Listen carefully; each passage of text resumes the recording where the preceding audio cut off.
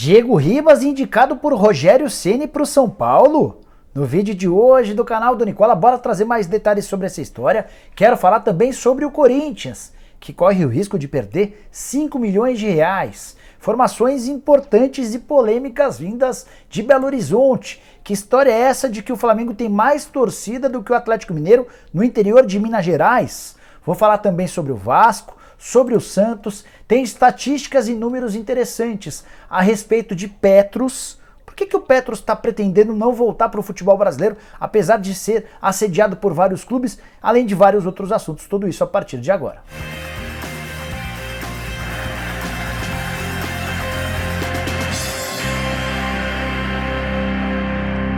Fala aí pessoal, eu sou o Jorge Nicola, bem-vindos a mais um vídeo do canal, bem legal ter vocês por aqui. Antes de passar todas as informações, pedir para deixarem like, se inscreverem no canal, lembrar que o programa do Nicola dessa terça-feira começa às 7 horas da noite, mas antes de começar a passar as informações, só queria dividir mais um recado super importante. Bora contar que esse vídeo tem o oferecimento de 1xBet, casa de apostas esportivas, que tem como parceiros Liverpool, Chelsea, Barcelona, entre vários outros grandes clubes do mundo. E nessa quarta-feira tem partida de ida das semifinais da Copa do Brasil. Você já tem seus palpites para Flamengo e Atlético Paranaense, Atlético Mineiro e Fortaleza? Se já tem, dá uma olhada nessas odds bastante interessantes. Começando com o Atlético Mineiro, que recebe o Fortaleza, pagando R$ 1,63 em caso de vitória para cada R$ 1 apostado.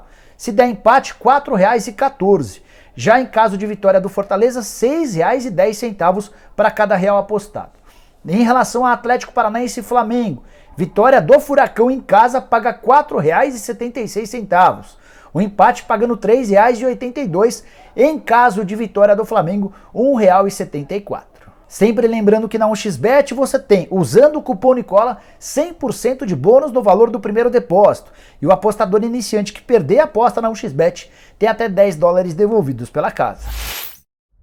Agora sim, bora começar o vídeo com um giro de notícias. Marquinhos Santos não ficou mais do que meio-dia desempregado. Demitido pela manhã no Juventude, na manhã dessa segunda-feira, horas depois foi oficializado como novo técnico do América, fica até maio de 2022. América que está melhor colocado do que o Juventude na tabela de classificação.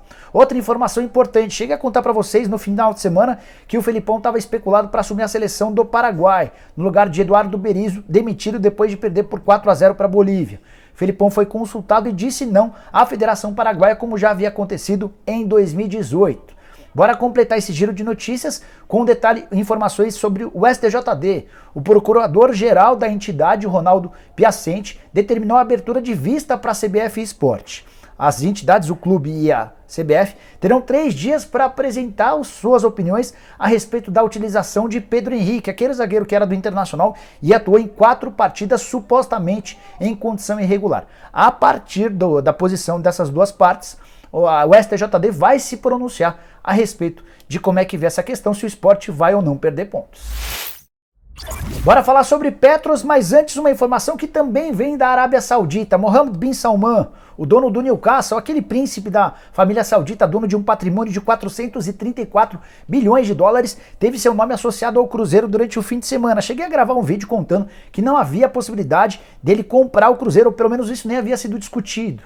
Pois bem, nessa segunda-feira, de fato, pessoas próximas ao príncipe afirmaram que nem se cogitou a possibilidade de compra do Cruzeiro. Vai haver, um pouco mais pra frente, um estudo em relação aos clubes brasileiros e a viabilidade. A partir daí ele vai tomar a decisão sobre qual clube comprar. Agora sim, bora falar sobre Petros, que até outro dia jogava no Al Nassr da Arábia Saudita. O contrato foi rescindido. Ele recentemente já recebeu uma proposta do Santos. A ideia do Santos era oferecer um contrato longo para que ele pudesse se tornar uma das estrelas do time. O Petros nem abriu negociação. Tudo porque ele pretende continuar na Arábia Saudita. Fui tentar entender os motivos que fazem o Petros abrir mão de propostas como a do Santos e de vários outros clubes brasileiros que certamente vão sondá-lo nos próximos dias ou semanas. É que o Petros tinha salário astronômico no Al Nassr. 3 milhões e 600 mil dólares por temporada livres de impostos. Isso equivale a 19 milhões e 800 mil reais por ano ou 1 milhão 650 mil reais por mês livre de impostos. Se ele voltar para o Brasil, ele vai ganhar entre 500, 600, no máximo 700 mil reais. E ainda que a pandemia tenha chegado e causado seus impactos também na Arábia Saudita, o Petros está em busca de pelo menos 1 milhão de reais por mês livre de impostos para continuar por lá. Bora falar sobre o Santos, que vai precisar melhorar bem seu ataque se quiser escapar do risco de rebaixamento. O Peixe é hoje o 15º colocado, 29 pontos, apenas um ponto à frente do Juventude, que é o primeiro time no Z4. O grande problema do Santos é a ineficiência ofensiva. Nos últimos 11 jogos, o Santos marcou apenas 4 gols. Não marcou contra Sport, Juventude, Ceará, Atlético Paranaense, Bahia, Flamengo e também contra o Atlético Paranaense em jogo da Copa do Brasil. Ineficiência total de um sistema ofensivo que não tem grandes peças e, para piorar, tem um treinador caracterizado por trabalhar bem seu sistema defensivo. Para completar, vale a lembrança de que o Santos tem hoje o terceiro pior ataque do Campeonato Brasileiro. São 23 gols marcados, melhor apenas do que o Sport com 14 gols e do que o Atlético Goianiense com 22. Bora falar agora sobre o Vasco, que tem enchido o torcedor de esperança para a reta final da Série B do Campeonato Brasileiro. O Cruz Maltino ainda não conseguiu chegar ao G4, mas é dono da melhor campanha entre os times na parte de cima da tabela, levando em consideração as últimas 5 rodadas. O Vasco, durante esse período, somou 12 pontos, contra 5 do Curitiba, 8 do Botafogo, 6 do Goiás, 10 do Avaí, 5 do CRB, 5 do Guarani e 10 do CSA. O CSA e o Avaí foram aqueles que mais se aproximaram dos 12 pontos do Vasco. Cruz Maltino, embalado especialmente desde a chegada do Nenê, tem levado esperança ao torcedor vascaíno. De acordo com os matemáticos, a chance do Vasco subir hoje é de 19%. E você? Quanto é que você imagina que o Vasco tem de chances? Use o espaço para comentários para comentar ou para dar sua opinião, obviamente. Bom, antes de mudar de assunto, só contar que a torcida do Vasco se fez mais uma vez presente nessa segunda-feira. O Vasco lançou no meio da tarde uma campanha para arrecadar dinheiro para a construção de um busto para o Roberto Dinamite, maior ídolo da história do clube, que vai receber essa estátua dentro do gramado de São Januário. E em menos de 6 horas, o clube já havia conseguido os 190 mil reais necessários para a construção dessa obra. Parabéns ao torcedor vascaíno e vocês, dirigentes do Vasco. Quer ver se vocês conseguem pagar as contas sem pedir ajuda para a torcida a todo instante, beleza? Bora falar sobre um assunto extremamente polêmico, a possibilidade de o Flamengo ter uma torcida maior do que a do Atlético Mineiro no interior de Minas Gerais. Bora explicar direitinho essa história. O jornal O Tempo divulgou recentemente uma pesquisa sobre torcidas no estado de Minas Gerais. Essa pesquisa contou com a participação de 1.300 entrevistados e indicou que o Cruzeiro é dono da maior torcida, 26,5%, seguido pelo Atlético com 20% e pelo Flamengo com 11,9%. Mas apesar da segunda colocação folgada na capital, os números, tirando os habitantes da região metropolitana, indicam uma situação bem diferente. No interior, o Cruzeiro tem 22% da torcida, o Flamengo aparece com 16% e o Atlético Mineiro apenas 10%. Vamos aos números. O Cruzeiro tem 3.300.000 torcedores no interior, o Flamengo tem 2.400.000 e o Galo aparece, de acordo com a pesquisa, com apenas 1.700.000. Esse levantamento ou aprofundamento a partir da pesquisa foi feito pelo Marcos Castro e pelo Vinícius Paiva através das suas contas no Twitter. É legal contar que o Galo lidera essa pesquisa sobre torcida em Belo Horizonte e adjacências com quase 40% do público de torcida, ou 2.400.000 pessoas, seguido pelos 36,6% de torcedores celestes, 2.200.000, e cerca de apenas 100.000 torcedores rubro-negros na capital e Grande Belo Horizonte. O que eu quero dizer? O que essa pesquisa quer dizer? Que o atleticano é muito forte, muito presente em Belo Horizonte e nas cidades mais próximas, mas no interior do estado tem muito torcedor rubro-negro. Bora falar agora sobre essa história de que Rogério Ceni já pediu aos dirigentes do São Paulo a contratação de Diego Ribas. Antes, lembrar que o Diego tem contrato com o Flamengo até dezembro, já existe um acordo verbal para prorrogação por mais uma temporada até dezembro de 2022, mas esse acordo não foi assinado. Rogério Ceni acabou de chegar ao São Paulo, vocês sabem.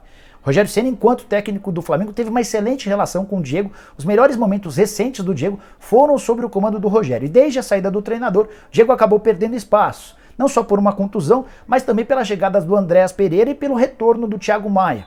A expectativa nesse momento é de que o Diego jogue bem pouco, ou quase não jogue, com a presença ou na disputa com esses dois atletas. E foi nesse contexto que surgiu a especulação de que o Rogério Ceni teria indicado a contratação do Diego para os dirigentes do São Paulo antes da assinatura desse contrato de extensão do vínculo.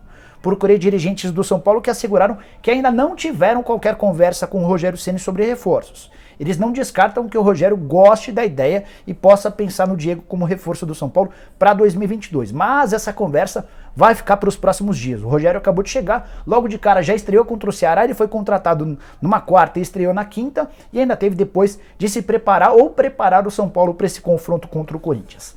É legal contar também que o tricolor para a próxima temporada não deve ter a permanência do Benítez, a menos que compre o jogador do Independiente. Ele está avaliado em 3 milhões e 200 mil dólares por 65% dos direitos econômicos, cifras consideradas muito altas. Também contei para vocês nessa segunda-feira que o Rafael Navarro, atacante do Botafogo em fim de contrato, foi especulado no tricolor, mas a garantia do Júlio Casares é de que não há qualquer interesse na contratação do atacante. Bora fechar o vídeo para falar a respeito do Corinthians, que corre o risco de não ter nos próximos dias 5 milhões de reais da transferência do Pedrinho do Benfica para o Shakhtar Donetsk. Esse valor se refere ao mecanismo de solidariedade e aquele bônus que a FIFA dá aos clubes formadores. O Pedrinho foi comprado pelo Shakhtar por 18 milhões de euros ou 115 milhões de reais. Corinthians, como clube formador, tem direito a 4,25% de toda essa negociação, isso equivale a 4 milhões e 900 mil reais. O grande problema é que o Jadson, que cobra direitos de imagem do Corinthians, conseguiu a penhora de toda a grana que virá da Ucrânia. Assim que o Shakhtar fizer esse pagamento, a grana não cairá nos cofres do Corinthians. Tudo porque o Corinthians prometeu pagamentos de direitos de imagem ao Jadson, parcelamento em 24 vezes, mas não pagou sequer uma parcela. O Marcelo Robalinho, que é advogado do Jadson, entrou na justiça e conseguiu a garantia da penhora dessa grana. O Corinthians chegou a recorrer à justiça alegando que esse dinheiro seria extremamente importante para garantir o pagamento das folhas salariais e de outras coisas. A justiça negou ao Corinthians o direito de cancelar esse bloqueio. A grana está bloqueada e o Timão não terá direito a esses 4 milhões e 900 mil, pelo menos até quitar todas as pendências de direitos de imagem que tem com o Jadson.